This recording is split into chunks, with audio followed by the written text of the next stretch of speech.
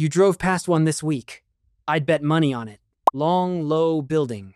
Beige or tan or that specific shade of orange no other industry on earth uses. Rows of roll-up doors, all identical, all shut. A sign out front that says, first month $1. Never anybody in the parking lot. Never a line. Never a person. And you have honestly never once wondered who owns it. That's the whole trick, by the way.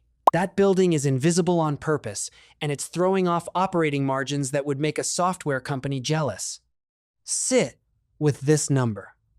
The largest self-storage operator in America runs same-store margins around 77 to 78%. 77% on a metal box with a garage door on it. Apple's gross margin is in the mid-40s, and Apple has to invent something new every year, or people get bored. The storage facility down the street has to do one thing: exist and unlock a gate. So how does the least interesting building in your town print money like that? And if it's so easy, why do so many people who buy one quietly lose their shirt? The answer is weirder and more human than you'd think. In 2016, I moved out of a 2-bedroom in Columbus into a 1-bedroom because I was 25 and I thought a smaller rent number would fix my life. I had too much furniture. Specifically, I had a sectional couch I'd bought used for $400 and developed some kind of emotional attachment to. So I found a place 3 miles away with a banner that said first month free and rented a 10 by 10 for $58 a month. Temporary, obviously temporary. 6 months tops, till I figured out my situation. I kept that unit for 41 months, and it didn't stay at 58. 9 months in, a letter shows up. New rate, 69, then 81. By the time I drove over there with a friend's pickup and cleaned it out, I was paying $104 a month for a concrete rectangle in Ohio. Total damage, right around $3,200. You know what was in there? The couch, college textbooks, a box of cables for devices I no longer owned, a bike with a flat tire, 2 lamps. If you'd offered me $800 for the whole unit, I'd have taken it in a heartbeat and thanked you. So I paid 4 times what the stuff was worth to avoid making a decision about it. That sentence is the entire industry. Everything else in this video is arithmetic. You are not renting space. You are renting permission to postpone. Here's where most people get self-storage wrong, including a lot of people who invest in it. They think it's a real estate business. Buy land, build boxes, collect rent, a tiny apartment complex with no toilets. It's not. It's a subscription business that happens to own dirt. Apartments have 12-month leases. Storage is month to month. Every tenant can leave on 30 days notice, which sounds terrifying until you flip it. You can reprice every tenant on 30 days notice too. Try that with an apartment. Walk up to somebody 9 months into a lease and say, "Hey, market moved, your rent's up 11%. You'd get laughed at, then sued. In storage, that's Tuesday. That's the model. And it works for a reason that isn't legal, it's psychological. To leave, I don't click cancel. I rent a truck. I find a Saturday. I call someone who owns a dolly and still likes me enough to answer. I physically touch every object I've been avoiding. The switching cost isn't money. It's an afternoon of confronting your own decisions. Netflix wishes it had a moat like that. So you want to build one. Here's where the fantasy meets a spreadsheet. Single-story conventional construction is running roughly $55 to $85 per gross square foot right now. Climate-controlled, $80 to $120. Multi-story with elevators and sprinklers, $105 to $170. Those are hard costs. Building only. Add another 25 to 40% for land, soft costs, permits, engineering, all the stuff that shows up in month 7 and ruins your day. Steel got more expensive too. The latest tariff round pushed framing up another 4 to 7% this spring. A typical suburban project, 60,000 rentable feet. All in, you're between 5 and 8 million, depending almost entirely on land. Revenue side. National average street rate for a 10 by 10 is about $120. Climate controlled, around 137. Rent per square foot nationally averages roughly $1.32. 60,000 feet at $1.32 at 90% occupancy is about 71,000 a month. Call it 850 grand a year gross. Now here's what makes the sector special. Your operating expense ratio, run well, sits in the 30s. Taxes, insurance, utilities, some marketing, and one part-time human who's mostly there so the place doesn't look abandoned. There's no plumbing to fix at 2 a.m. Nobody calls because the storage unit's dishwasher is broken. There is no dishwasher. There is a light bulb. That's how you get NOI margins in the 60s and 70s. The best operators hit 77, 78, and they get there on scale and software, not magic. I met a guy named Dale at a real estate meetup outside Nashville about 6 years ago. Retired contractor, sharp, had actually built things with his hands. He'd just broken ground on a 48,000-foot facility on a road with good traffic counts. His pro forma was gorgeous. Stabilized NOI, cap rate applied, value on paper, about 20% above his all-in cost. Textbook development spread. Dale did everything right and almost went under anyway. Because here's what a spreadsheet doesn't emotionally prepare you for. On day one, you own 100% of the expenses and 0% of the revenue. Property taxes on the full assessed value. Insurance on the full building. Debt service on the whole loan. And 48,000 square feet of empty. Lease up here is slow. Not slow like a restaurant having a bad month. Slow like 18 to 36 months to stabilize, filling maybe 3 to 5% of your units a month in a healthy market. Dale burned through his reserve in month 14. He was at 51% occupancy, which is genuinely fine for month 14, and he was bleeding cash every 30 days like clockwork. He made it, raised a small second round from his brother-in-law, which I imagine made Thanksgiving interesting. That facility's worth real money today. I've watched other people not make it.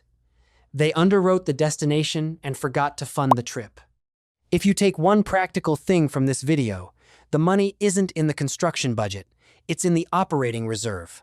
Build 18 months of debt service into the deal, or don't do the deal. You've seen the signs. $1 first month. 50% off 3 months. Free truck with move-in. Why would a business with 77% margins cut prices that aggressively? It's not desperation. It's the entire pricing architecture, and it has a name. ECRI, Existing Customer Rate Increase. Here's how it runs. You come in at a teaser rate.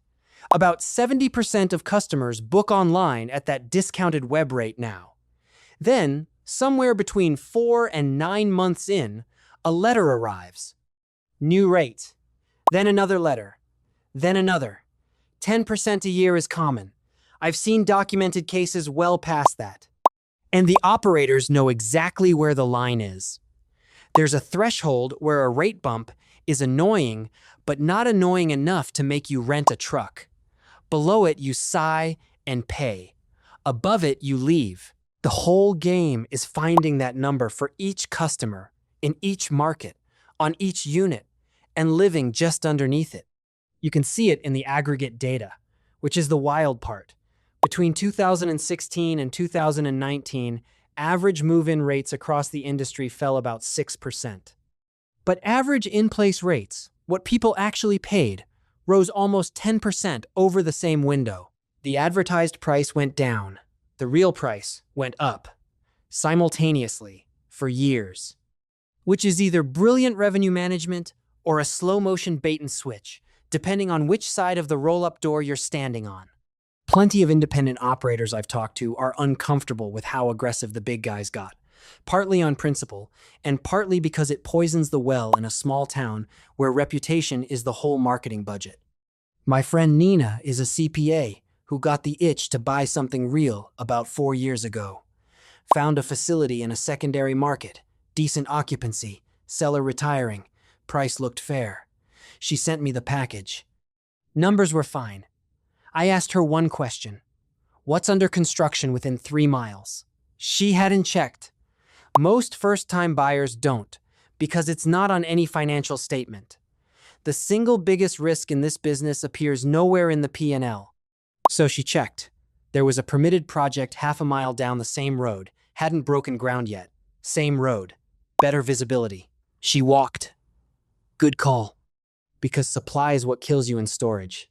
Not interest rates, not the economy. A recession is arguably fine for storage. People downsize. People move in with family. People need somewhere to put the stuff. The industry says storage runs on the 4 Ds: death, divorce, downsizing, dislocation. 2 of those get more common when things get bad. But a new facility 3 miles away? That's a knife fight. New guy has to fill up, so he advertises at $1 and takes your tenants, and now you're matching him just to hold occupancy. The good news is the pipeline is thinning.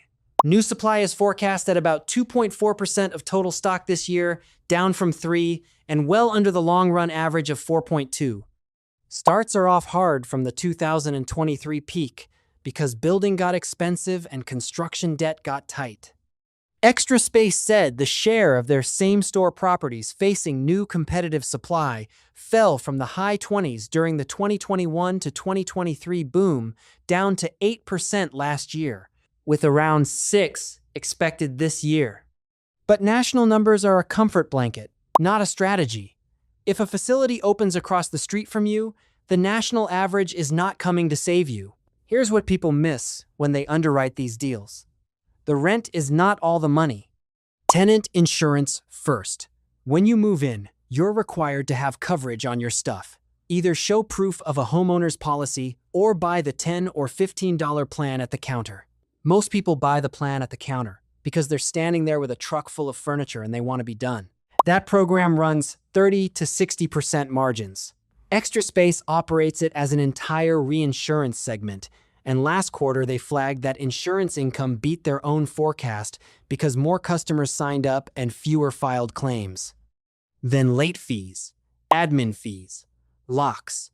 You need a lock, and there's one at the counter for $19.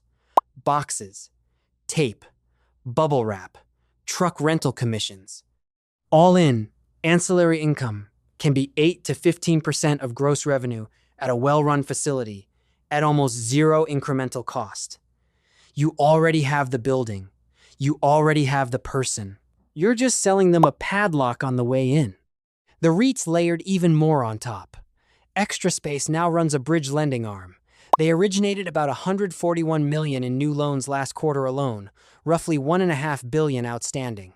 They lend to smaller owners, collect the interest, manage the property, sell the tenant insurance, and then buy the thing later when the owner gets tired. That's not a storage company. That's a capital machine wearing a storage company's clothes. I spent a Saturday in Tampa a few years back with a facility manager named Terrence. I wanted to see auction day. You know the concept from TV.